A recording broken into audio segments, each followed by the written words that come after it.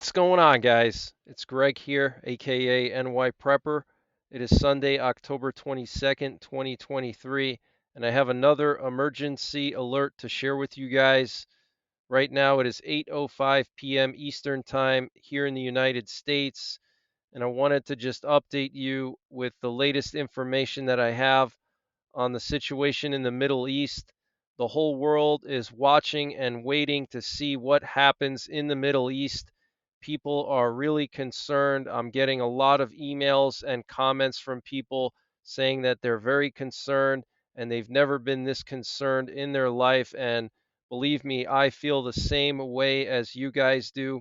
I have never been this concerned in my life. I've never seen these kinds of tensions before, and I've been around for a pretty long time. Now, I'm not an old man or anything like that, but I've been around through the 90s and the early 2000s, and I've never seen anything like this. I mean, the Balkans wars, 9/11, the Middle East wars, they don't compare to what's going on now, both in Ukraine and in the Middle East. Okay, we have two big theaters of war right now that are active. We have the Middle East and we have Eastern Europe, and things can really spiral out of control here in the coming days. So please make sure you're prepared physically, spiritually, and mentally.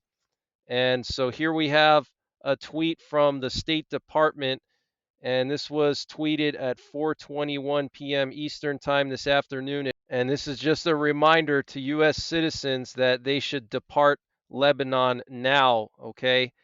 They clearly state right here U.S. citizens who wish to depart Lebanon should leave now due to the unpredictable security situation. There are still commercial flights available, but there is reduced capacity. Okay, and they're telling people to check the Beirut International Airport for flight options. All right, so the U.S. State Department warning U.S. citizens to leave immediately, and they wouldn't be warning U.S. citizens in Lebanon this much if they weren't expecting things to deteriorate. And this is not the only country that's been warning its citizens to leave immediately. Okay, Russia, all European countries, just probably dozens of countries in the past couple of days have been telling their people to get out of Lebanon now. Okay, so I don't think that this war is just going to be limited to the Gaza Strip. Okay, this war is going to be the Gaza Strip, and it's going to be Lebanon, potentially Syria, potentially Iraq, and potentially Iran, and even potentially Egypt and Jordan. Israel is getting surrounded on all sides by jihadists, by Iranian militias, by various types of terror groups. Okay, the Houthi rebels are also going to be getting involved, and they have ballistic missiles. They tried to fire them at Israel a few days ago. So Israel is surrounded, guys, okay? And this is biblical. This could be the Ezekiel 38 and 39 war, okay? The Magog invasion of Israel, where big powers from the north, including Russia and Turkey, form a coalition of nations to attack Israel, including the kings of the east, which would be China and North Korea. They assemble a massive army and they march on Israel, and then God destroys the army, and it takes 7 years for the Israelis to bury the dead because that's how many troops they send to the Middle East. Now, is this the Magog invasion? I'm not 100% sure, but it looks like that's what this could be. We'll have to wait and see. But we have Iran threatening Israel again today. We have Turkey threatening Israel. Just all these countries that are spoken of in the Bible in Ezekiel 38 and 39 are getting involved now, okay? So please get prepared, guys. We have the U.S. State Department issuing another worldwide travel advisory today, or a reminder. You can see the date October 22nd, 2023, worldwide caution, okay? So they are very, very concerned if they keep putting out these reminders every few days. That means something serious is about to happen.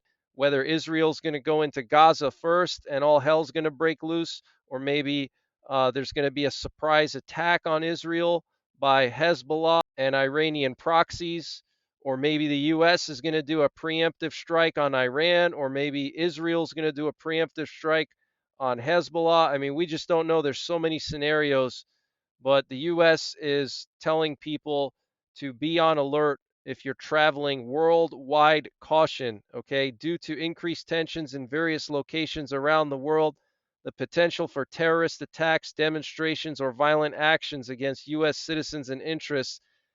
The Department of State advises U.S. citizens overseas to exercise increased caution. And they have this detailed information here about what to do depending on where you are, information for U.S. citizens in Gaza and Lebanon and Iraq.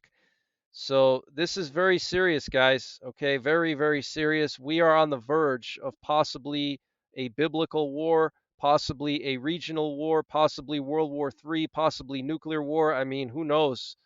But it's very, very serious. Things are very tense right now. And I want to just read to you some of the latest statements coming from Secretary of State Anthony Blinken and Secretary of Defense Lloyd Austin. So this is coming from the Associated Press.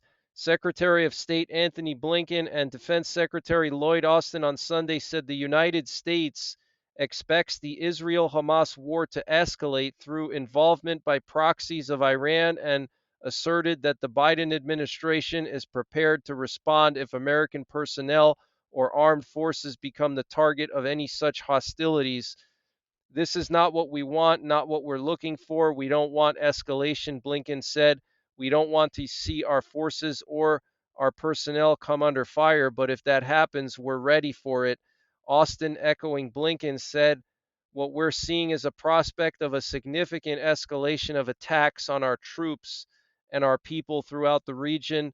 Blinken, who recently spent several days in the region, spoke of a likelihood of escalation, while saying no one wants to see a second or third front to the hostilities between Israel and Hamas.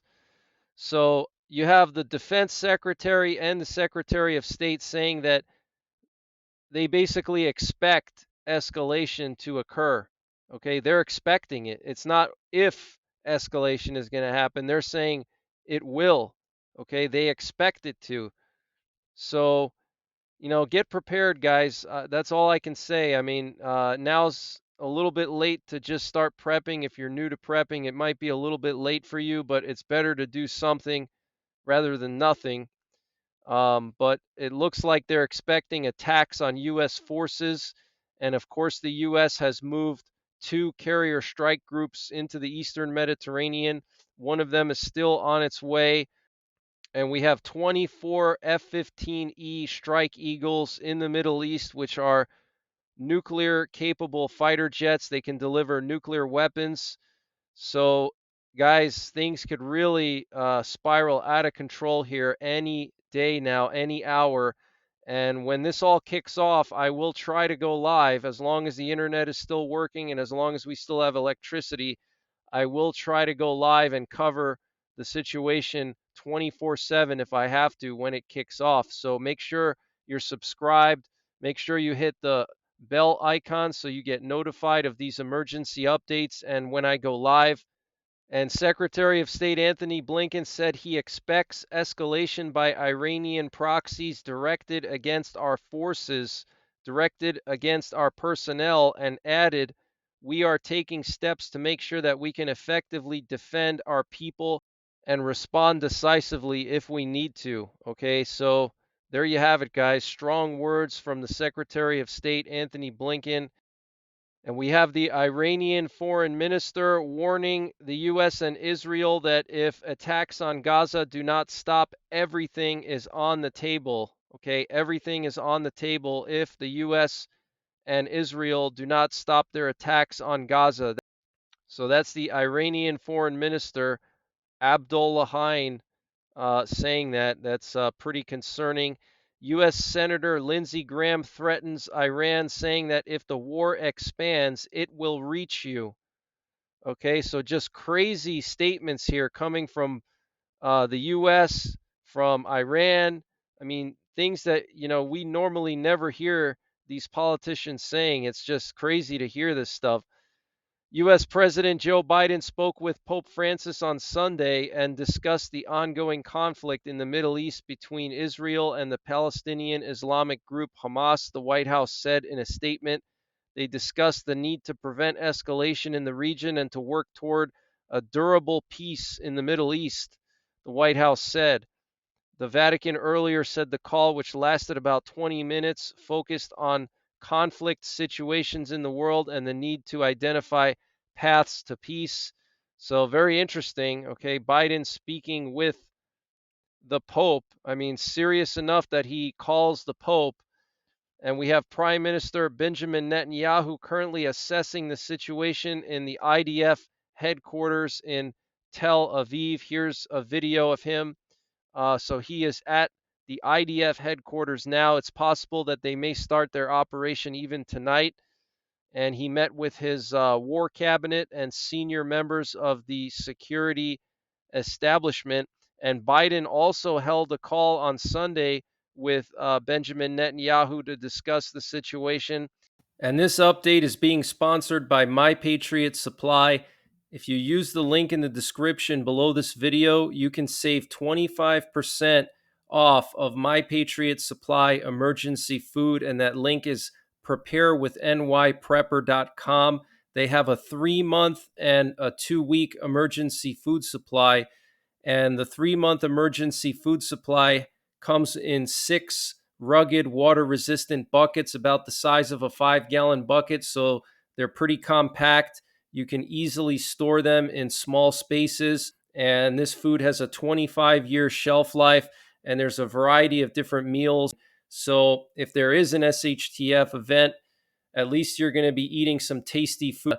So use the link preparewithNYPrepper.com to get 25% off of their 3-month emergency food supply. And they also have a 2-week emergency food supply, which I think is the absolute minimum that everybody should have. This 2-week emergency food supply you could also use for camping trips, backpacking trips, expeditions into the wilderness, hunting. You can take one of these 2 week supplies and throw it in your truck or your vehicle, and you have 2 weeks worth of food contained in one small bucket. Okay, so use the link preparewithNYPrepper.com to get 25% off. They also have a general store. So if you click on this logo here, when you get to my page, it'll take you to their general store, and they have all kinds of prepping and survival items. So use the link preparewithNYPrepper.com to get 25% off of My Patriot Supply emergency food. And we had more attacks today on American bases in Iraq. Apparently, 2 drones attacked the Al Assad base in the Anbar province today, which houses U.S. and international forces. The U.S. Defense Secretary Lloyd Austin, in an interview with ABC Today, said Israel's ground operation in the Gaza Strip may be more difficult than the campaign to liberate Mosul from ISIS. And we have a rumor that Israel postponed its ground operation in Gaza and started negotiations with mediators for the exchange of hostages and prisoners. So Hamas wants Israel to free some prisoners, and in return, they're going to release hostages. So that's one possibility why Israel has not gone into Gaza yet. The Iranian president, Ibrahim Raisi, said the United Nations Security Council is useless. There is no more hope for the UNSC to play a role in keeping international peace. So Iran has no interest in working within the framework of the UN. We have an IDF spokesman saying that some IDF forces raided the Gaza border today to prepare for the attack and gather information about missing people. And apparently, one IDF soldier was killed during this operation. So they're basically doing reconnaissance. Okay, they're doing reconnaissance now, gathering intel before they make their big push into Gaza. We've had mass protests erupt across the globe amid the intensifying situation in the Middle East, the potential war. And there were more protests today in Berlin. Yesterday, 100,000 protesters in London who were protesting against Israel. And just around the world, thousands of pro Palestinian protests have erupted in several countries: Ireland, France, Italy, Australia, Germany, Kosovo, Lebanon. Um, so things are really getting crazy, guys. Okay, we are living in the end times. And what you're looking at here is the flight path of a U.S. nuclear war command and control plane. This is a Boeing E-6B Mercury Tacoma plane, and it was just off the coast of Virginia. And this plane is responsible for remotely launching all of our Minuteman III ICBMs, and it can also communicate with our submerged nuclear armed submarines. And we had two Doomsday planes in the air earlier today, and they have since landed. I want to show you where they landed at. This was earlier today in the afternoon. So one of the presidential Doomsday planes landed at Wright-Patterson Air Force Base, which many people believe is the location where the Roswell UFO was taken to after it crashed. So it's a very secretive base. And here we have the other Doomsday plane. It kind of did like this big loop around Texas and Oklahoma, and then it landed in San Antonio where it took off from. So very, very interesting and very unusual for a Sunday evening for two of these planes to be airborne and one of them to do this giant loop here. So, guys, the situation is continuing to escalate. So, make sure you guys are getting prepared. Put your faith in Jesus Christ. We are living in the end times. And make sure you have your bug out bags packed and ready to go and that you bring them with you when you go far away from home. Make sure you're aware of your surroundings at all times and carry a self defense tool if it's legal to do so at all times. And also make sure you have a nuclear war survival plan, which should center around a fallout shelter. Without a fallout shelter, you're not going to make it during a nuclear war. And it may not even be a full scale nuclear war. We could have a limited nuclear war, but still there's going to be fallout and radiation, and you need to shelter yourself from that. And I have an entire playlist dedicated to nuclear war survival, and I've done an entire series on how to survive nuclear war. And you can watch that series on YouTube. So I'll leave a link in the top right corner if you want to check that out. Very detailed information on surviving nuclear war and everything you need to know about it. And I wanted to just mention a quick channel update. I just reached 100,000 subscribers here on YouTube, which is absolutely amazing. So I wanted to thank everybody who's been with me all these years, supporting me behind the scenes, all my moderators, all my friends. I've met so many amazing people through YouTube. So I'm very grateful and blessed. And I am planning to celebrate somehow. I'm not sure how I'm going to do it yet. I was thinking of doing like a celebration live stream and maybe a giveaway. If you guys have any ideas, leave them in the comments. I'd love to hear them. But other than that, I'll keep you guys updated. Take care, God bless, and don't forget the three P's: prepare, practice, and persevere.